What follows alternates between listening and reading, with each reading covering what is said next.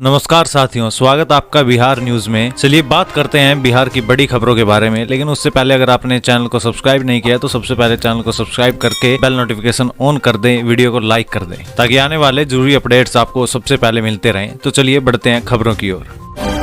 3 राज्यों के चुनावी रुझानों में बीजेपी को मिल रही बढ़त पर बोले जीतन राम मांझी, भाई नरेंद्र मोदी जी का जलवा है। 4 राज्यों के विधानसभा चुनावों के लिए रविवार को जारी मतगणना के अनुसार राजस्थान, छत्तीसगढ़ और मध्य प्रदेश में बीजेपी को बढ़त मिली है। हालांकि अभी रुझान नतीजे सामने नहीं आए हैं। इस बीच बीजेपी खेमे में हर्ष का माहौल देखा जा रहा है। बिहार की राजधानी पटना में बीजेपी दफ्तर के बाहर कार्यकर्ता जमकर ढोल नगाड़े बजाते हुए नजर आए। वहीं राज्य के पूर्व सीएम व हम संयोजक जीतन राम मांझी ने सोशल मीडिया एक्स पर एक पोस्ट शेयर किया है। जीतन राम मांझी ने अपने पोस्ट में प्रधानमंत्री नरेंद्र मोदी की तारीफ करते हुए बधाई दी। उन्होंने लिखा कि बस इरादों में जीत की गूंज चाहिए, भाई नरेंद्र मोदी जी का जलवा है। अपने पोस्ट में जीतन राम मांझी ने लिखा है कि जीत के लिए जुनून चाहिए, आत्मविश्वास रगों में खूब चाहिए, ये आसमान भी आएगा जमीन पर, बस इरादों में जीत की गूंज चाहिए, भाई नरेंद्र मोदी जी का जलवा है। भारत को बड़ी जीत की बधाई, हम एनडीए कार्यकर्ता को शुभकामनाएं, हर एनडीए कार्यकर्ता को शुभकामनाएं। इंडिया वालों ने इंडी गठबंधन को धूल चटा दी। सनातन था, सनातन है, सनातन रहेगा। 3 राज्यों में बीजेपी की जीत पर बोले गिरिराज सिंह।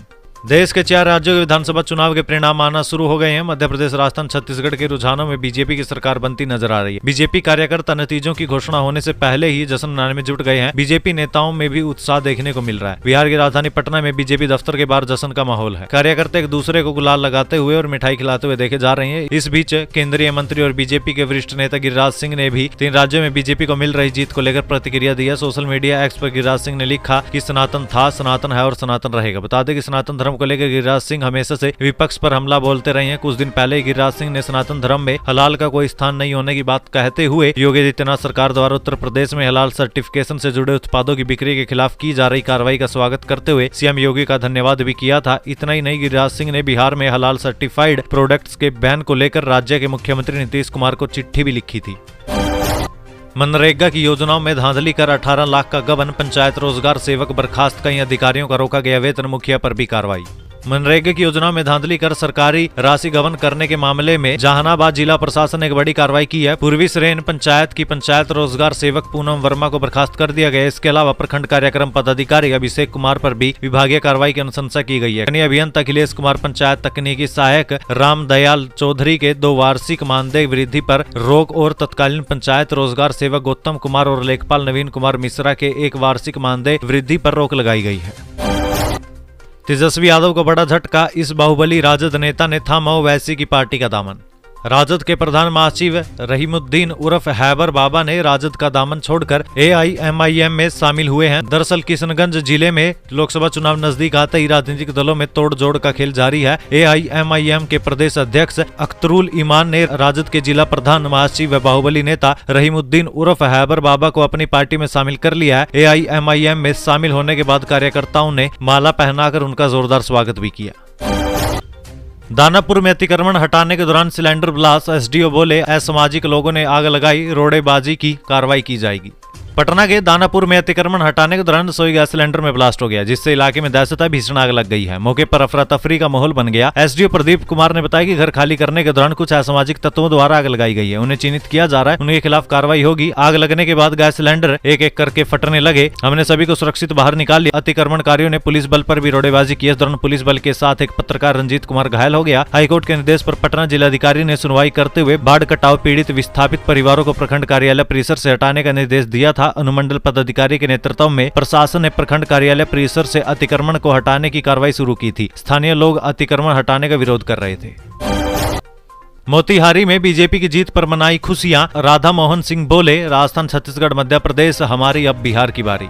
देश के 3 राज्यों में विधानसभा चुनाव में बीजेपी को मिली जीत के बाद कार्यकर्ताओं में खुशी की लहर दौड़ गई है। राजस्थान, छत्तीसगढ़ और मध्य प्रदेश में मिली जीत की गूंज मोतिहारी में भी देखने को मिली। यहाँ बीजेपी कार्यालय में सांसद राधा मोहन सिंह की मौजूदगी में कार्यकर्ताओं ने एक दूसरे को गुलाल लगाया, मिठाई खिलाई और पटाखे भी बजाए। बीजेपी के सांसद राधा मोहन सिंह के साथ बीजेपी विधायक श्याम बाबू यादव, प्रमोद कुमार राणा, रणधीर सिंह, सुनली मणि तिवारी, पूर्व विधायक चिंदर सिंह के अलावा अन्य कई नेता पहुंचे थे। सभी लोगों को राधा मोहन सिंह ने अपने हाथों से गुलाल भी लगाया। सभी ने जमकर आतिशबाजी कर खुशियां खुशियां भी मनाई। सांसद राधा मोहन सिंह ने कहा कि प्रधानमंत्री नरेंद्र मोदी के कुशल नेतृत्व पर देश के लोगों ने जो भरोसा दिखाया उसी का परिणाम है। इस दौरान कहा कि राजस्थान, छत्तीसगढ़ और मध्य प्रदेश हमारी है, अब बिहार की बारी है। बिहार में इस बार हमारी पार्टी विजय रहेगी। विधायक श्याम बाबू यादव ने कहा कि मोदी है तो मुमकिन है, ये परिणाम तो झांकी आगे कब आगे, अब बिहार की बारी है। 3 राज्यों में बीजेपी की जीत पर बांटी मिठाई। बीजेपी नेता बोले 2024 में लाएंगे 400 सीट, बिहार में भी बनेगी सरकार।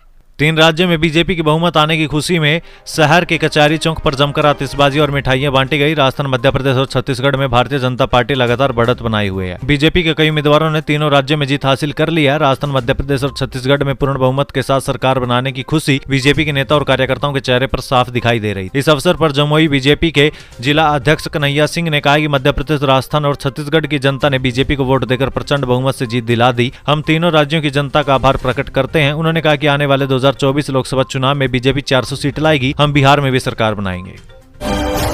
छात्र हित मुद्दे पर सीएम कॉलेज में आंदोलन की चेतावनी। शिष्टमंडल ने कॉलेज प्रशासन से की मुलाकात, अवैध वसूली बंद और छात्र संघ चुनाव की मांग।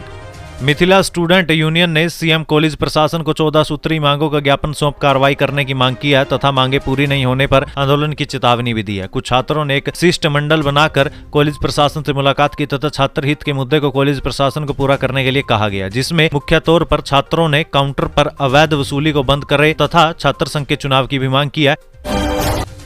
3 राज्यों में मिली हार ने कांग्रेस का गेम बिगाड़ा। इंडिया गठबंधन को लेकर अब जेडीयू ने की ये मांग।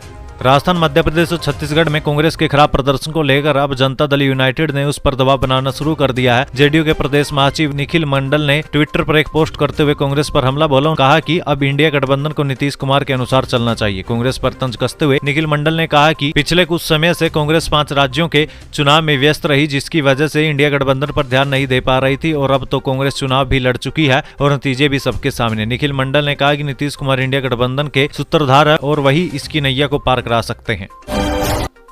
सरकारी नौकरी होती तो हमें भी कोई ले जाता। पकड़ोवा विवाह पर बिहार के बेरोजगार युवाओं ने कसा तंज।